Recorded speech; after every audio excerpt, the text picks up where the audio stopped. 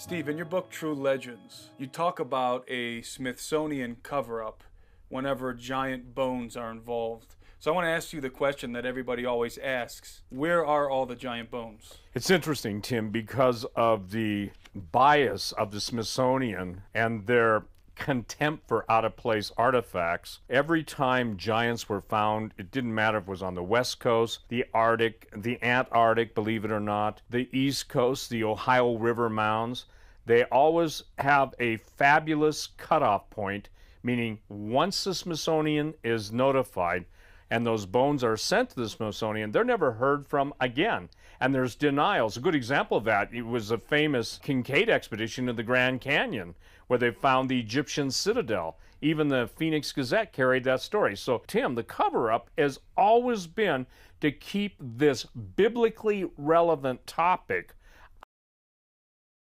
reconcile the fact that a lot of servicemen, U.S. servicemen, had been eaten, cannibalized, as well as Japanese. And the fascinating investigation I've come up with was the fact that the Solomon Islands are riddled with stories of cannibalistic giants and even living giants to this day.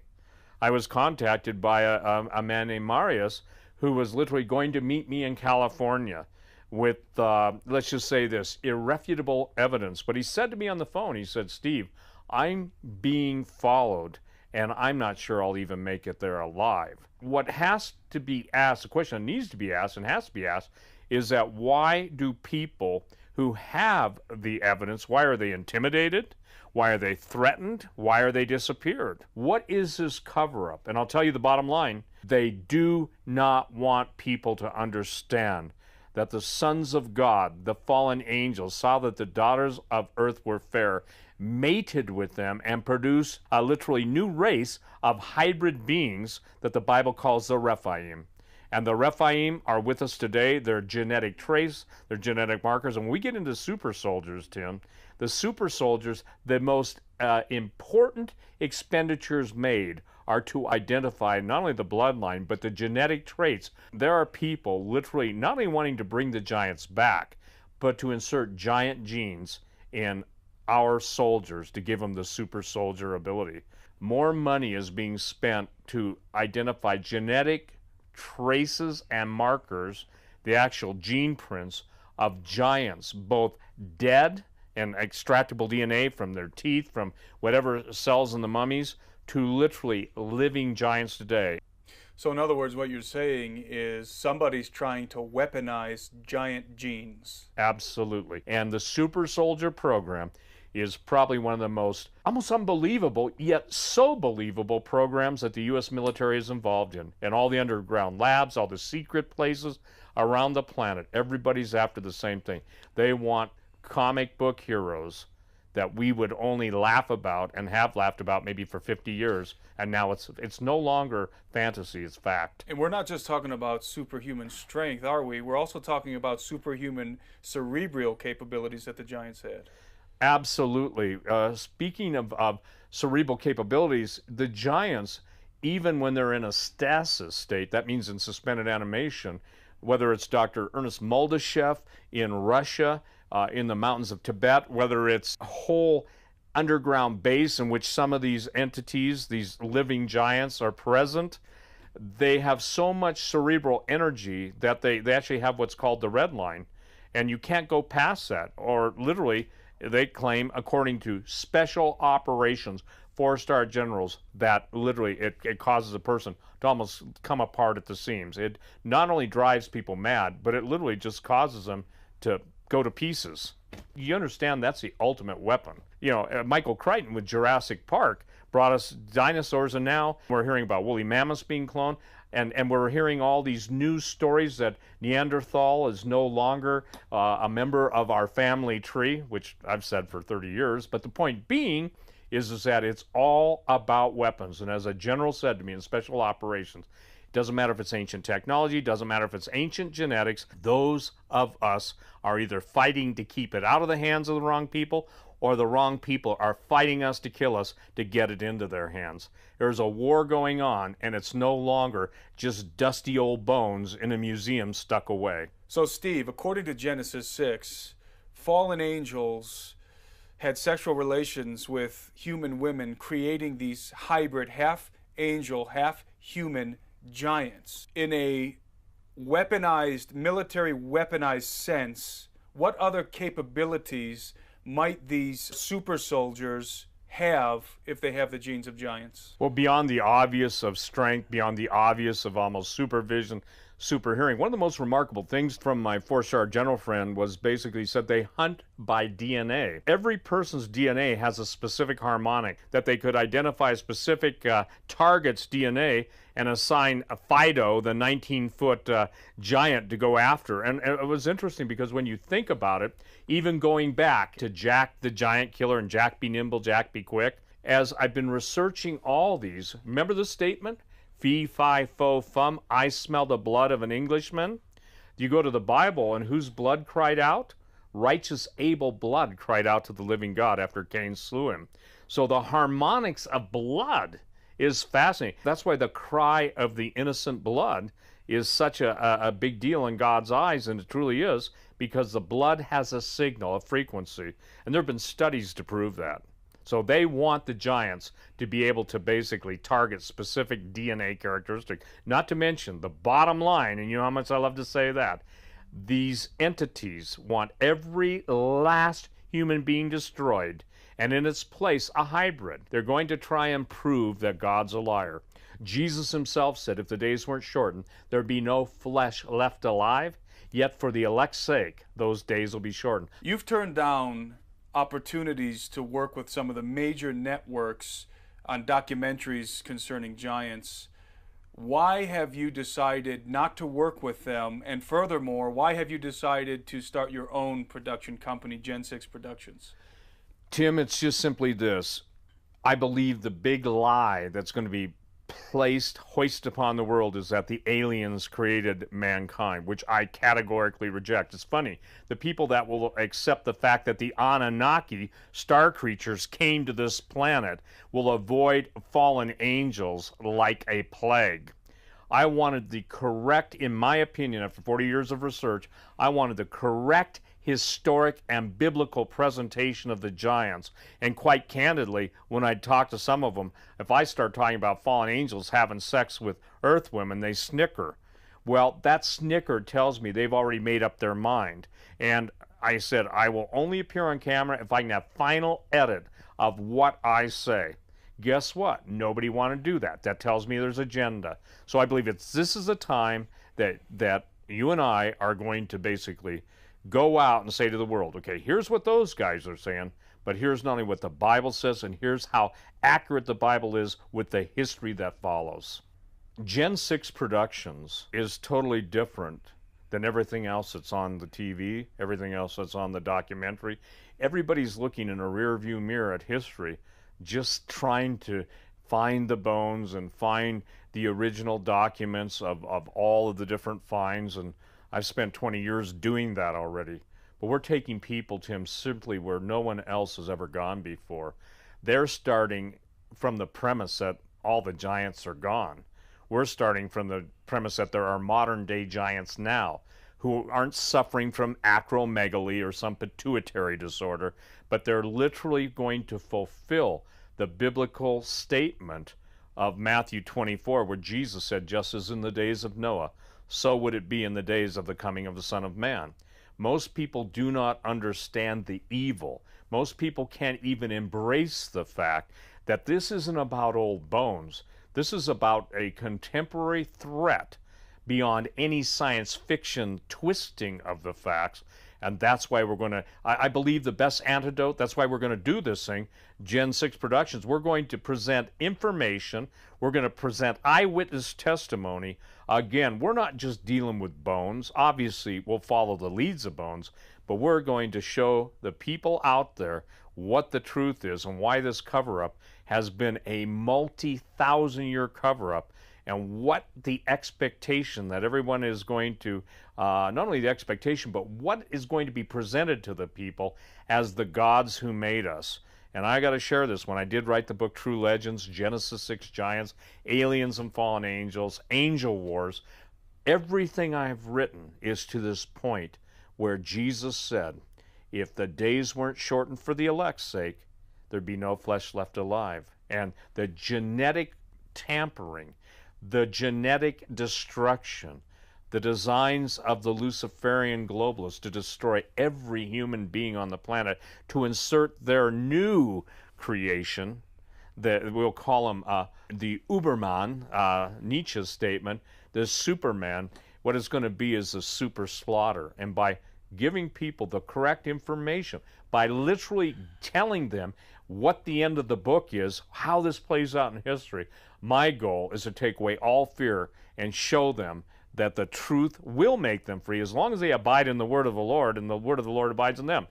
Too many people are making too many excuses for the living God, and I'm looking for that time when the people of God will stand up, when the people of God will not take a back seat to the skeptic, whose the only agenda he has is what he's being paid to say. We're going to produce, I would say, such a different documentary form and style that I think people will be really excited, and especially to get involved with the Synod.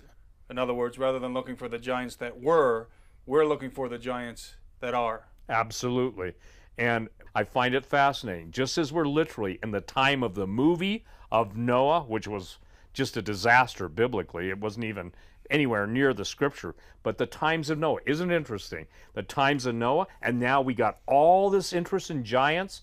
Hello, I don't think God could give a bigger neon sign than if he wrote it in the sky. And I'm not taking liberty, but even as everything is lining up, we are in the days of Noah. In the Noah days, there were giants in the land. And now we're having Hollywood just come out with movie after movie after movie, trying to denigrate biblical Moses, it doesn't matter if it's Noah, trying to distort true history so they can insert their own history. For instance, in the movie Noah, this is pretty fascinating. Most people don't know this. The fallen angels are the good guys, and Noah's the bad guy. No, they're called the Watchers, aren't they? Yes, they are. They're called the Watchers. So, ladies and gentlemen, I think what we're going to do is be able to give you a compressed, truly a compressed understanding of history that, when I say mind-blowing, it'll also be heart-freeing. It will help you to understand the headlines, the movies, and the ultimate plan and scheme for your destruction. But the good news is, Jesus said he'd never leave us nor forsake us. And I believe that, Tim, we're at that time in history now. We're in the days of Noah, and everything that preceded Noah building the ark and the judgment of Almighty God on this earth that was in rebellion is about to be relived.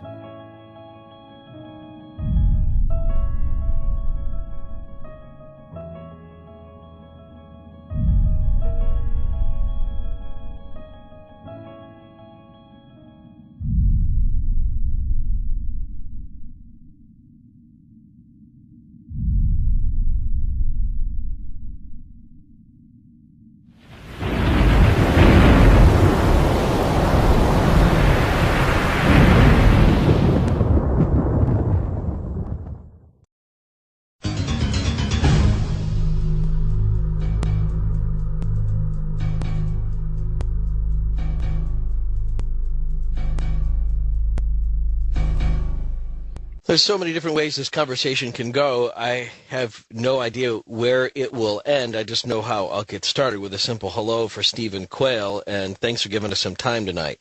Well, hello, Ian. Nice to be with you, and good morning, everyone. Yeah, and you have so many fans out there. Let me start by making the same assertion I end up making week after week on Coast to Coast. I am the dumbest guy I know, so let me just say thank you right away for putting lots of photos in your book, because that helps me understand things a little better. I find myself, as a skeptic, I am more easily persuaded when I can see photos of things, and there are lots of really good illustrations about what you're talking about. And I think your points are so heady that had you not put those in there, I don't think I would have been able to follow you. But I am so into what you have written because I think you make a cohesive argument, and I'm dying to explore it. Well, thank you, Ian. You know, the subject of giants is kind of in the same category as dinosaurs from the standpoint everybody is familiar with them, from the children's stories of the ogres, Jack and the Beanstalk, Jack the Giant Killer. All of the mythologies of the world all go back to the time of giants. The incredibly oversized or non-human-sized monuments and sacred sites around the world. And fascinatingly enough, as I've tracked all the different statements from oral history, oral tradition, written records, stelae, hieroglyphics, you name it, the subject of giants can't be escaped or can't be gotten away from, especially when, one picture is worth 1,000 words. Now, for the first time ever, the picture that we put up on our website to kind of hallmark your show tonight, the picture of the tomb of the giant. By the way, that's not me. I'm 54, so that picture was taken after World War II in Egypt. Okay, I'm glad you told me that. Yeah, and my webmaster didn't put the right heading on it, so you guys took it off my picture. But that's one of the coast-to-coast listeners whose father was actually in Egypt. He's holding a turban that is brass-lined, and he literally was allowed to see, because of his access to the military in those days, he was allowed to see the giant, the 10-foot skeleton. Now, in my book, I basically go over, as you know, I take the entire world and break it down by the records of not only the world's most famous historians, Strabo, Josephus, everybody who's anybody, Berosus the Persian, Herodotus, everybody has mentioned the giants, and it's my contention that all mythology is based on the real fact that there were these individuals who were phenomenally strong, supernaturally brilliant, and absolutely were not mankind's friends, and they were ultimately destroyed, or they would have destroyed mankind. Well, and this is the part that I also think stands in contrast to how you had originally talked about giants in the introduction there, that, we hear about Jack and the Beanstalk, but while he was a physical giant, he was obviously not a mental giant. And I think that's part of that image that we have of giants, is that the bigger they are, the dumber they fall. And that we are often, that's kind of how we prove ourselves as giant killers, is we use our intellect to compensate for our lack of size. So when you talk about them being super smart, I think that part is sort of a curve in the story that we don't expect. Well, and I think that's a good point. One of the most... are you there? I am. I'm sorry, someone cut out. Oh, one of the most amazing stories is King Og, O-G, who is one of the guys that's in very well detailed in the Old Testament. And he basically was 18 feet tall. And in Deuteronomy chapter 3, it talks about King Og, but he was known for his brilliance because he was the last of the giants to be able to resist the attacks upon the giants. Then when you get to the Germanic giants, the Cimbrians and others, I mean, good night, these giants were able to wipe out until a certain point. They were able to wipe out all of Caesar's crack Roman soldiers. So we're not talking about just a bunch of, unshaven, just big guys with a lot of strength. We're talking about some very wise men, especially when it came to battlefield tactics. Well, and that is its own kind of brilliance. But I mean, this notion of them being intellectually superior as well as physically intimidating, that part is new for me in the giant lore. But let's start at the beginning. For those people that don't know, give an overview, if you would, on how you believe giants came to Earth and how long they lasted on the Earth as a group, which could be reasonably called the giants, as opposed to just tall people amongst us.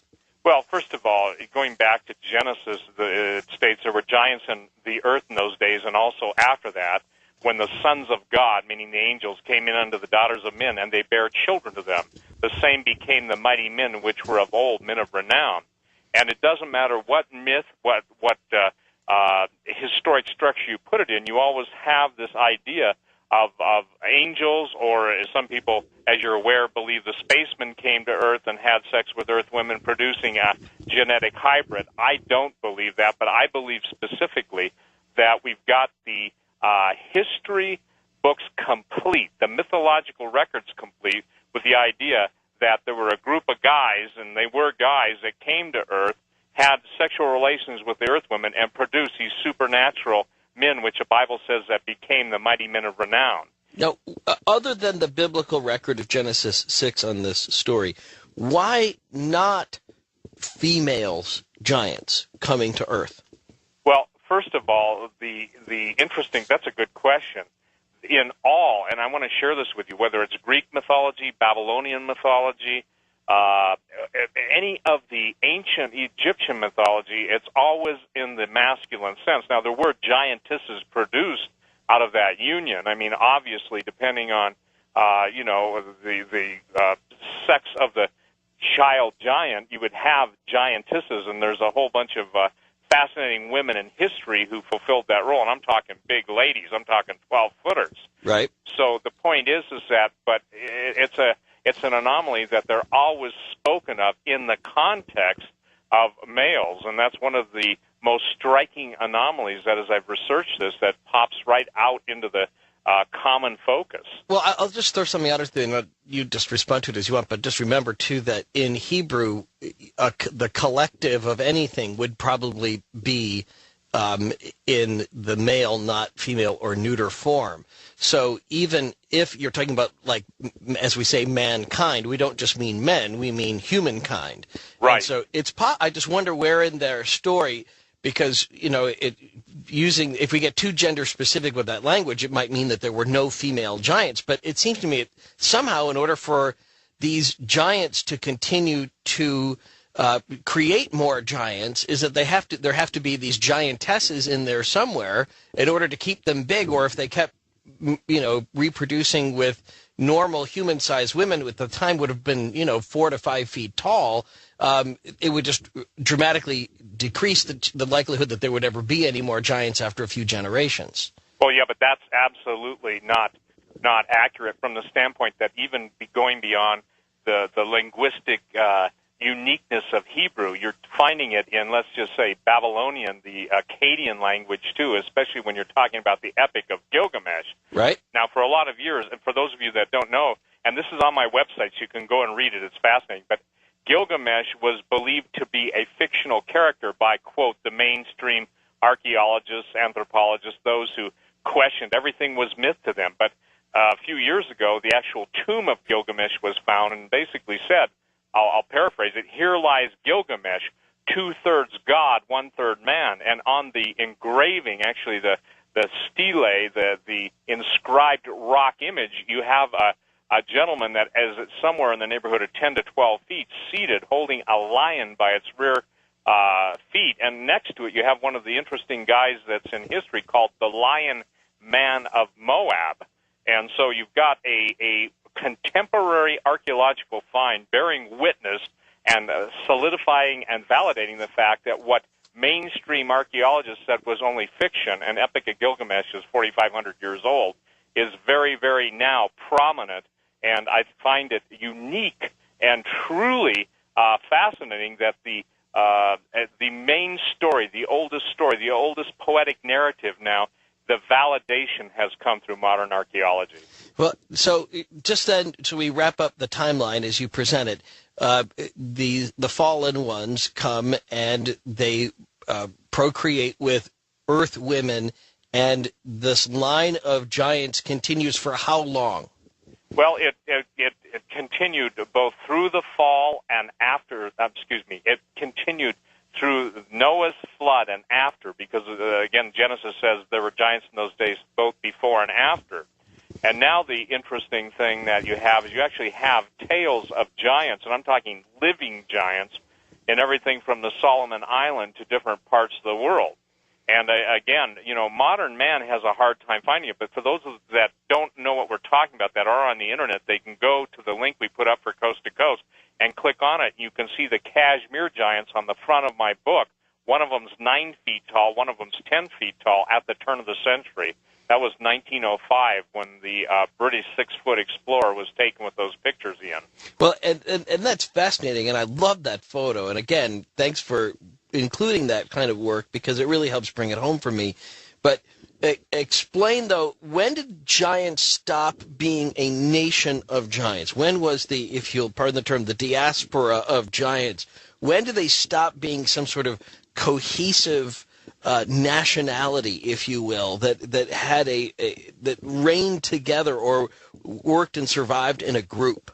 Well, probably the most contemporary group, when we're talking group, hundreds of giants, we're probably talking the Solomon Island giants, because when the Japanese landed at Guadalcanal, even the Japanese historians, now we're talking obviously World War II, were basically the advanced party that landed on one side of the island was decimated, and they were literally destroyed by the giants. Now, people still can't grasp that we're talking about these individuals. The question that will come up, obviously, in the show is, where are they if they're real, and why aren't they presented to the public? I have an answer for that, but we'll get to that a little later. Okay, well... But to answer your question... Yeah, because you're killing me on that. I'm so dying to know the answer to that. But go ahead. Now, finish up. But all of the great explorers, from De Soto, Magellan, Captain Cook, all the circumnavigators of the world, all encountered giants. And so when you're talking about Cortez and the chronicles of his that were taken both in in Mexico, and those who went into South America, you have contemporary writings of groups of giants. For instance, the Patagonians up until the 1850s, 1890s. Patagonia, by the way, the word means big feet. I actually have on my website a documentation of the Gentleman's Gazette, I think written in about 1767, that goes into great detail on Magellan's encounter of the Patagonian giants. All right. So, just so if I can understand this, we believe that the giants were formed by fallen angels that come to a particular area in the Bible during a period of time. And then do they spread out from there almost immediately, or is there a central event that you believe in the timeline of giants which then sends them spreading out all over the world? Or did these fallen angels, as you describe them, come down simultaneously to various places around the earth? Well, they first descended on Mount Hermon, which is in the Middle East. But then there was a diaspora, or a dispersion of them, because, again, when they encountered the Israelites, God gave the command to Joshua and Caleb to go into the Promised Land, and that's when the famous statement, when Joshua and Caleb go into the Promised Land to spy it out, they said, we were as grasshoppers in their sight, and so we were in ours. And they talked about the land being a terrible land because it devoured its inhabitants. One of the unusual things about the giants, that no matter where you encounter them worldwide, they're always cannibalistic. And it's fascinating because, again, it doesn't matter if it's Caesar dealing with the German giants, or Caesar dealing with the Gaelic giants, or the British giants. The issue is they're always dealing with some pretty nasty characters. And by the way, this was the basis of Hitler's wanting to build the Aryan race, rebuild it, was based on the Teutonic giants, right. The Cimbrians. And what most people don't understand, these guys were 12 to 14 feet tall, as recorded by the different Caesars that had to fight them. And I mean, we're talking about some amazing battles. For instance, one of the words that enters into common usage that most people don't realize comes from the giants. It's cutting someone down to size. That came from the infamous battles of the Roman soldiers against the German giants. And by the way, this is all cataloged in my book, and I've got enough footnotes to make anybody sink under the weight of them. You do, yeah. But I mean, I've got thousands of footnotes. So the interesting thing is that the average Roman fighting soldier came up to the kneecaps of some of these giants. Get out! I mean, and what's amazing is that there were times when, with the exception of 2 or 3 men, the giants totally wiped out all of Caesar's army, and until a really amazing guy by the name of Marius, a 25-year-old general, figured out how to basically build lion traps and lure the giants in. But what was fascinating, they had blonde hair down to their waist. They were incredibly tall, and they wore their hair kind of in spikes. Some of them wore it in spikes. Some wore fancy clothes. Some wore no clothes. But the point is that the sound of their nasal pharyngeal scream was unearthly. And again, we'll get to this a little later on in the show, but it's very much like in recorded history. It's like what contemporary people around the world have encountered when they've encountered the Yeti, the abominable snowman, the Yowie. You know, they're known by different names all around the world. But the sound of these things was amazing, and that's what basically disheartened initially the Roman soldiers. Also, the word berserk. You know, we always talk about someone going berserk. And I know that berserkers were a particular type of warrior. Are you saying they were giants? Absolutely. And that's where we get that word, because they were so crazy. They were so like anything that the Roman legions had ever encountered, and that's where we get the word. So getting back to Hitler, Hitler sent out a crack group of SS agents called the Ahnenerbe, and they were looking for all of the artifacts, and we'll get to that too, but specifically they were looking for the giants, the golden sarcophaguses, and they went all over the world looking for those individuals. Well, putting aside Hitler for the moment, I do want to ask about what genetic DNA coding might still be in some of us. That whether you know it, I know you've done a lot of work with genetics and you're very interested in that, and I want to find out whether there's anything in there that you've been able to find out about who might be, or what nation might be more inclined to have giants, whose national group is maybe the best genetic representation of the ancient giants. Also, then we'll return to these questions as you've established, and I want to go back to that Solomon Islands story and cannibalism. Did the giants there eat any of the invading Japanese armies? And does cannibalism continue today with giants? Oh, there's just so much more to get into. I haven't even talked about giant sex yet, but that's one of the questions that is standing up. Their sexual practices. Fascinating material. Stephen Quayle coming up next. Reconcile the fact that a lot of servicemen, U.S. servicemen, had been eaten, cannibalized, as well as Japanese. And the fascinating investigation I've come up with was the fact that the Solomon Islands are riddled with stories of cannibalistic giants and even living giants to this day.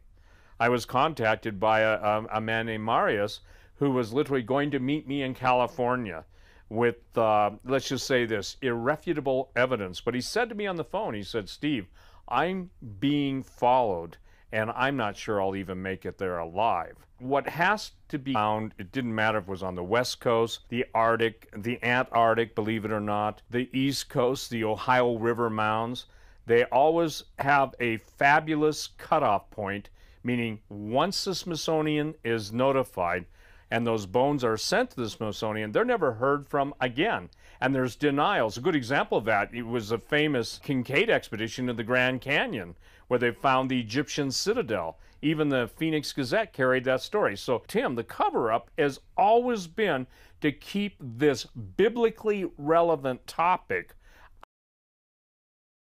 The most important expenditures made are to identify not only the bloodline, but the genetic traits. There are people literally not only wanting to bring the giants back, but to insert giant genes in our soldiers to give them the super soldier ability. More money is being spent to identify genetic traces and markers, the actual gene prints of giants, both dead and extractable DNA from their teeth, from whatever cells in the mummies, to literally living giants today. So in other words, what you're saying is the question that needs to be asked and has to be asked is that why do people who have the evidence, why are they intimidated? Why are they threatened? Why are they disappeared? What is this cover-up? And I'll tell you the bottom line, they do not want people to understand that the sons of God, the fallen angels, saw that the daughters of earth were fair, mated with them, and produced a literally new race of hybrid beings that the Bible calls the Rephaim. And the Rephaim are with us today. They're genetic trace, they're genetic markers. And when we get into super soldiers, Tim, the super soldiers,